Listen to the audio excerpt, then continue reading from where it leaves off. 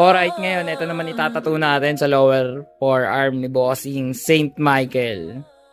Panoorin nyo na lang. Let's go. Ngayong araw, isang murang tattoo na naman ang ibibigay natin para sa isa na namang chef na seaman na kasing likot ng sea lion, pero yung loob niya napakatigas naman na parang sanga ng kahoy na puno ng bayabas. Mamaya ikukwento ko sa inyo kung bakit. Etong si Bossing, dinayo pa tayo dito sa tattoo studio natin all the way from Cainta, Rizal. Sakay ng kotse na may manibela, na muntik pa maligaw dahil nawalan daw siya ng signal along the way. Mabuti na lang at napag-isipan na pagdesisyonan niya na tawagan ako para may katawagan siya at maitanong niya sa tawag yung way na pinakamalapit papunta dito. At yun, after how many hours ng biyahe niya, narating na nga niya ang aking pinaroroonan. And we tattoo happily ever after. Ano daw? Anyway, client requested a biblical theme tattoo concept design, layout, format, half sleeve tattoo sa kanyang inner loob lower right forearm na braso. Nakapag-tattoo na ako dati ng ganitong anghel, conquering or defeating or fighting demon. Pero ayun sa outer lower forearm naman. Nga pala, meron akong epic na isi-share sa inyo. Ganito kasi yan. Pagdating ni boss, almost lunch na. And what happened is, niyaya ko muna siya kumain ng luto kong sinigang na pork na baboy habang nagpapatuyo kami ng stencil na pattern. While eating, natanong ko kay Bossing kung ano ang work niya sa karagatan at doon na tumambad sa akin ang hubad na katotohanan. Truth reality na siya ay isa palang chef na cook na nagluluto as a profession doon sa barko para sa mga empleyado sa isang company na mining or something na nakalimutan ko. Basta palutang-lutang yung mga yun na naka-station sa gitna ng dagat. Kaya naman, iniipon ko lahat ng lakas ng loob ko at courage para harapin ang resulta at itanong ang $1 million question. Kung pasado ba sa isang chef ang luto ko. Dun dun dun dun. Ang sabi niya, ayos naman daw. Yay! Tuntua, no? Nakalimutan ko na yung eksaktong mga salita na lumabas sa mga labi niya. Subalit, tiyak akong naubos niya yung inihain ko sa kanya.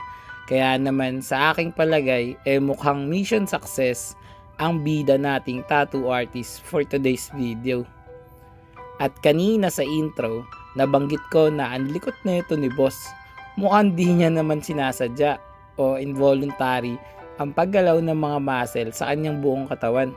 Kaya kahit nalabag sa kalooban ko na pagalitan siya, kasi naman ito paulit-ulit ko sinasabi sa mga clients ko na pagpasensyahan nila kung medyo strict ako sa mga unnecessary movements. Kasi naman, pag napalalim yung baon o bumaliko ng dahil sa galaw ng galaw, ang tinatatuan ko, walang ibang may kasalanan. Walang ibang sisisihin kundi ako. Pangit naman kung magkakaroon ka ng logo ng Nike dahil lang sa anlikot mo. Kasalanan nyo ng artist, pambihira, patay tayo dyan, aray ko. It's only me to blame, kaya I do everything in my power para makontrol at maayos ko ang application ng tattoo. Nung umpisa nga, napasabi pa etong si boss na magaan daw ang kamay ko kumpara sa mga previous artists niya. Pinaliwanag ko kay boss na mayroon kasi dalawang pagpipilian sa session. Mabilis na masakit o matagal na sakto lang sa pakiramdam. And in my case, madalas matagal na sakto lang ang ginagawa ko. Mas gusto ko kasi na chill lang and trust the process talaga. Yes, I'm still considered as a newbie.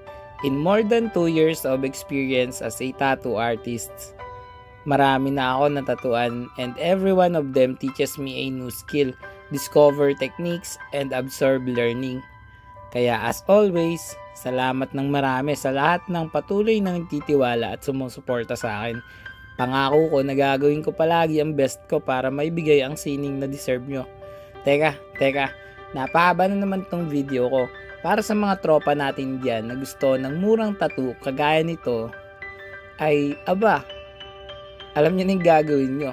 Kontakin nyo na agad ako sa FB page More Than Vlogs, text o tawagan ako sa cellphone number ko 0970-825-0395. Bago matapos tong video, gusto ko nga pala sabihin sa inyo na kaya ko kayong i-home service saan man kayo lupalop ng daigdig na atira, okay? Basta napakadali ko naman kausap kahit saan probinsya pa yan guys, kung tinatamad kayong bumiyahe dito, no problem, I got you my man. Okay, basta sabihin nyo lang sa akin, bigay nyo sa akin address nyo, pupuntahan ko kayo dyan. Hindi nyo alam, paggising nyo andyan na ako, naka-ready na, tinatatuan ko na kayo. Paano? Bago matapos tong video, panoorin at pakinggan muna natin ang tattoo client review. Let's go! Yeah, gusto mo ba ng tattoo? I got you bro. Full back, full sleeves, full leg, let's go. Full front, sa tuhod, sa siko, sa leeg, ulo, kahit face ganado. Boss, tapos na yung tattoo natin. Anong masasabi mo? Perfect. Ganda. You know? Hindi ko highly recommended.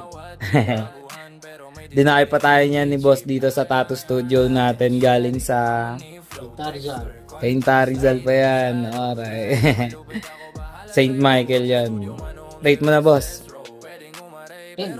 You know? Yeah. Perfect 10 binigay sa atin. Ulit ka pa ba boss? Yes. Yes. Saan naman next? Kabila. Yeah, ilalim. Salamat boss sa tiwala.